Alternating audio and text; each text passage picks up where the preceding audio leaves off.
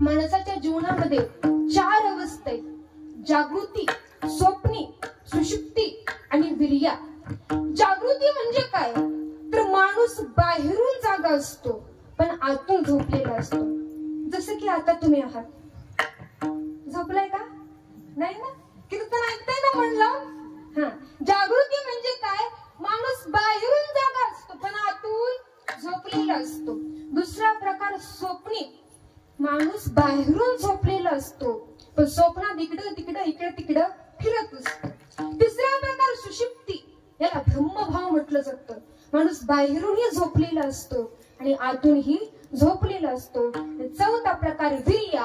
हा प्रकार संताचा आहे. संत आतूनही जागे असतात आणि बाहेरूनही जागे असतात. आसनावरती बसले असताना त्यांच्या मनामध्ये सतत गोविंदाचं चिंतन असतं. झोपले असताना सुद्धा त्यांच्या मनामध्ये सतत गोविंदाचं चिंतन असतं. अभंगाच्या गोविंद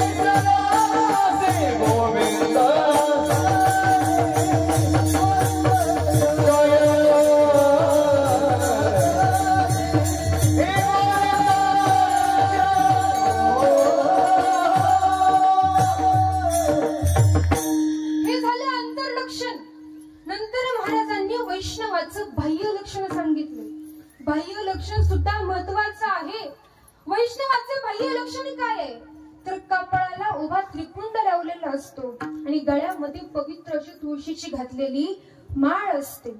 आता महाराज, काही लोक म्हणतात आमचं देवावरती प्रेम आहे. देवाचं आमच्यावरती प्रेम आहे. माळ घालायचं, गोपीचंदनाचा टिळा लावायचा, लोकांना काय दाखवावं असं काय नियम आहे का? असं काही जण म्हणतात. त्यांच्यासाठी उदाहरण, देवाशी नातं हे पतिव्रतेप्रमाणे असावं. पतिव्रतेप्रमाणे देवाशी अनन्य राहायचं. महाराज, एखादी महिला असेल, तिचं लग्न झाले हे आपल्याला ओळखता येतं. पुरुषांचं ओळखता येतं का? नाही ओळखता येत. पण महिलांचं ओळखायचं म्हटलं की तिच्या भांगामध्ये कुंकू असतं, कपाळाला कुंकू लावलेलं असतं. कुंकूच असतं का टिकली? टिकली तर टिकली, नाही तर फुकली. बघा, कुंकू लावलेलं असतं. गळ्यामध्ये मंगळसूत्र असतं, पायामध्ये जोडवे असतात. त्याच्यावरून आपण ओळखू शकतो की त्या स्त्रीचं लग्न झालेलं आहे. जर समजा एखादी पत्नी तिच्या पतीला म्हटली आपण बाहेर फिरायला जाऊया, पण जात असताना मी अजिबात गळ्यामध्ये मंगळसूत्र घालणार नाही, कपाळाला कुंकू लावणार नाही, पायात जोडवी घालणार नाही, मी तुमची पत्नी आहे, तुम्ही माझे पती आहात, आपल्या दोघाला माहित आहे, जगाला दाखवायची काही गरज आहे का? अशी जर ती म्हटली तर महाराज, नवऱ्याला आवडेल का? ते नाही आवडणार. तसे या जगाच्या बापाला सुद्धा आवडत नाही. जगाच्या बापाला वाटतं माझ्या भक्ताने बाह्य लक्षणं ही पाळली पाहिजे. बाह्य लक्षणं काय? माळ असणं, गोपीचंदनाचा टिळा असणं. एक गोष्ट लक्षात ठेवा, तुम्ही वारी करत असता, पण वारी कशाला म्हटलं जातं? माळ न घालता पंढरपूरला जाणं म्हणजे फेरी, आणि माळ घालून पंढरपूरला जाणं म्हणजे वारी. होय होय वारी पाहे पाहे पंढरी, काय करावी साधने फळ अवघेची येणे. किती ताकद आहे या माळेमध्ये. फार सुंदर वाक्य ऐकण्यामध्ये आलं. जर समजा गळ्यामध्ये तुम्ही सोनं घातलं ना, तर चोराची नजर त्या सोन्यावरती जाईल आणि गळ्यामध्ये जर तुम्ही पवित्र तुळशीची माळ घातली तर भगवंताची नजर तुमच्यावरती राहील. चोराची नजर आपल्यावरती ठेवायची का देवाची नजर आपल्यावरती ठेवायची हे आपली आपण तुळशी माळ गोपी चंदन तिळा हृदय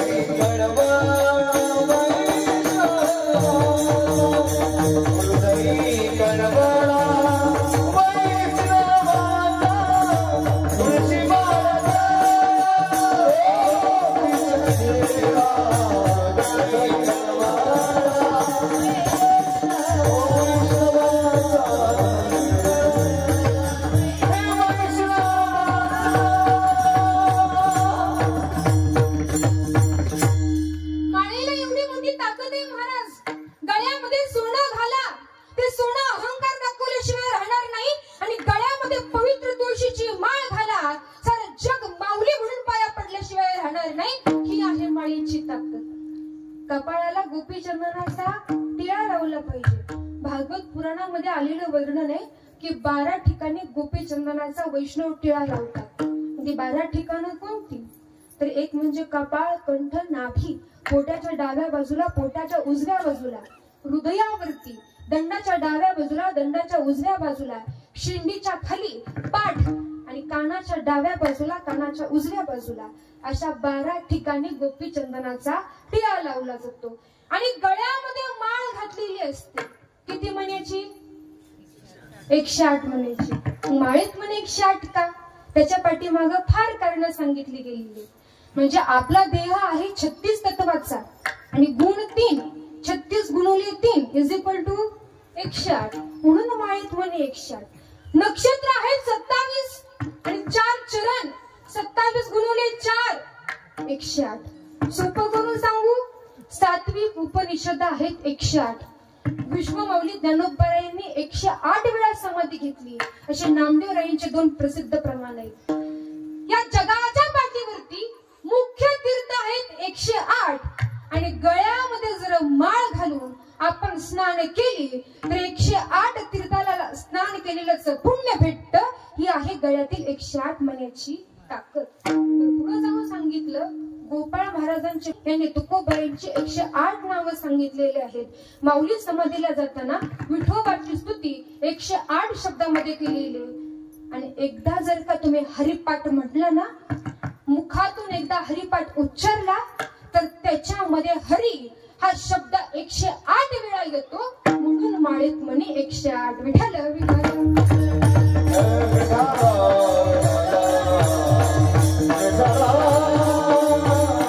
या माळेची खूप मोठी ताकद आहे. माळ घालणं म्हणजे मांसाहार करणं सोडणं. माळ घालणं म्हणजे दुसऱ्याची निंदा करणं सोडणं. माळ घालणं म्हणजे वाईट वागणं सोडणं. एक गोष्ट लक्षात ठेवा, लोकांना म्हटलं ना बाबांनो मांसाहार करत जाऊ नका, कीर्तनकाराचा रागराग करतात. तो कीर्तनकारांना म्हणतात तसलं कीर्तनात संगत जाऊ नका. मग काय सांगावं कीर्तनामध्ये? एक गोष्ट लक्षात ठेवा, मांसाहार करणं हे सगळ्यात घातक व्यसन सांगितलेलं आहे.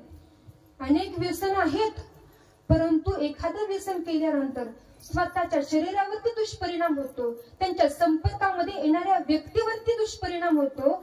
पण मांसाहार हे असं व्यसन आहे, ते व्यसन जर करायचं म्हटलं तर आधी दुसऱ्या प्राण्याचा बळी घ्यावा लागतो आणि नंतर ते व्यसन सेवन करावं लागतं. मांसाहार का करू नये तर त्याचं कारण मी तुम्हाला सांगेन. आपल्या हाताला छोटंसं ब्लेड कापलं ना तरी आपल्याला किती वेदना होतात. विचार करा ना, त्या प्राण्यांना किती वेदना होत असतील.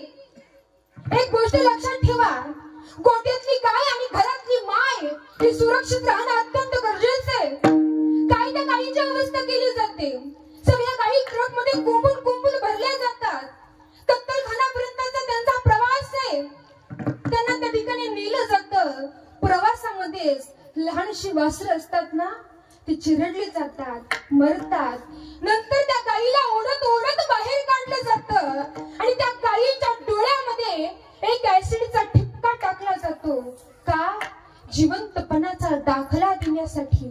जर ती गायी जिवंत असेल ना तर ती गायी ओरडेल आणि जर ती गायी मिळेली असेल ना तर ती गायी ओरडणार नाही. जिवंतपणाचा दाखला देण्यासाठी त्या गायीच्या डोळ्यामध्ये ऍसिडचा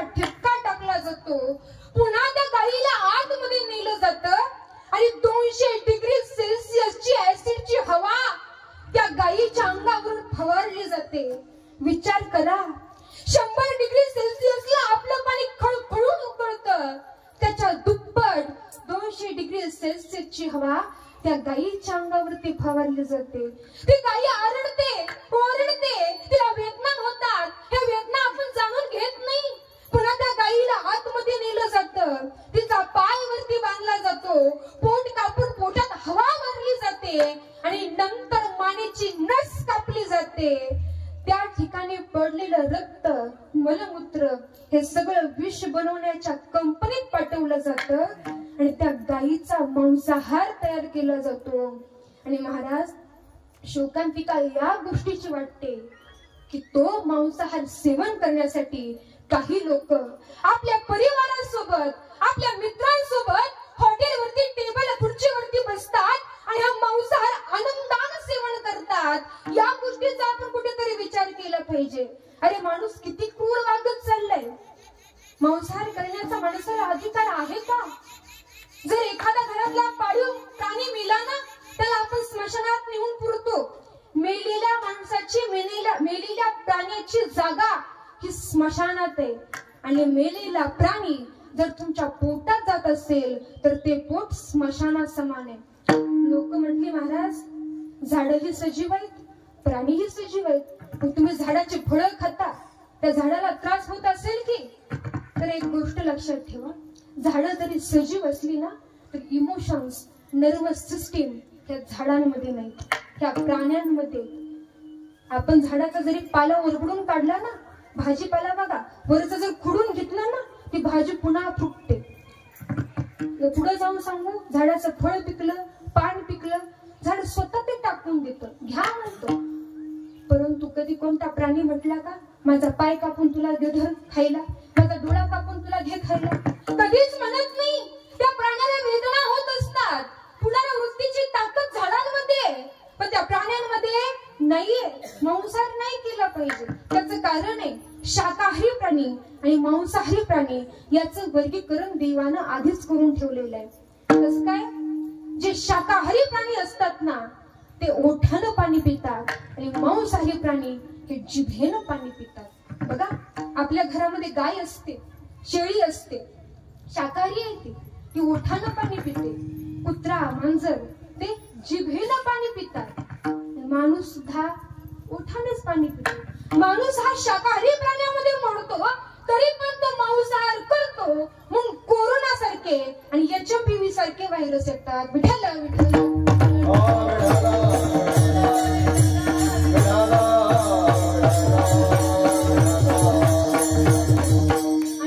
अनेक फरक सांगितलेले आहेत. अगदी थोडक्यामध्ये मी तुम्हाला सांगून जाईल. शाकाहारी प्राण्याची जीभ गुळगुळीत असते, मांसाहारी प्राण्याची जीभ खडबडीत असते. शाकाहारी प्राण्याचे दात सरळ असतात, मांसाहारी प्राण्याचे पाठीमागचे दात सुळे असतात. शाकाहारी प्राण्याच्या तोंडाचा खालचा जबडा सगळ्या दिशेने वळतो, मांसाहारी प्राण्याचा तोंडाचा जबडा फक्त खाली वर वळत असतो. शाकाहारी प्राण्याची लाळ ही बेसिक असते आणि मांसाहारी प्राण्याची लाळ ही ऍसिडिक म्हणजे आंबळी असते. अनेक फरक सांगता येतील. शाकाहारी प्राण्यांना रात्रीचं दिसत नाही, मांसाहारी प्राण्यांना रात्रीचं दिसतं. शाकाहारी प्राण्याचे आतडे लांब असतात, मांसाहारी प्राण्याचे आतडे लहान असतात. शाकाहारी प्राण्याचं लिव्हर, किडनी हे लहान असतं, मांसाहारी प्राण्याचं लिव्हर, किडनी हे मोठं असतं. शाकाहारी प्राण्याला त्वचेद्वारे घाम येतो, मांसाहारी प्राण्याला त्वचेद्वारे घाम येत नाही. या सगळ्या गोष्टींचा विचार केला तर माणूस हा शाकाहारी प्राण्यामध्ये मोडला जातो. म्हणून माणसाला जीवनामध्ये व्यसन करू नये, मांसाहार करू नये. बरं असो, गळ्यामध्ये माळ असली पाहिजे, कपाळाला गोपीचंदनाचा टिळा असला पाहिजे. आणि हे सगळं जर पाहिलं तर तो काळ सुद्धा थराथरा कापतो. तुकाराम तुकाराम नाम घेता कापे यम. म्हणजे काळ फक्त तिघाला भेटतो, महाविष्णू, महादेव आणि महात्मा. संतांचं नाव घेतलं तरी काळ भेटतो. महाराज म्हणतात, जगा काळ खय आम्ही माता दिला पाय. महाराज म्हणतात, त्या काळाच्या आम्ही कानाखाली ओढली. तुका म्हणे, काळा हना तोंड हरी राम वाणी Oh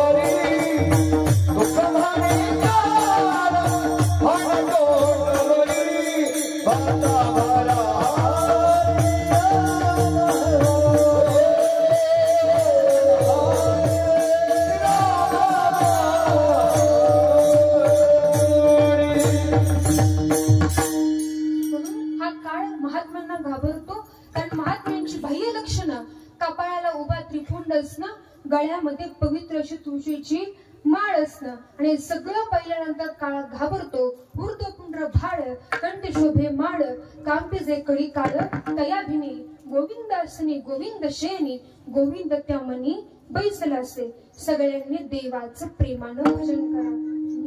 विठोबा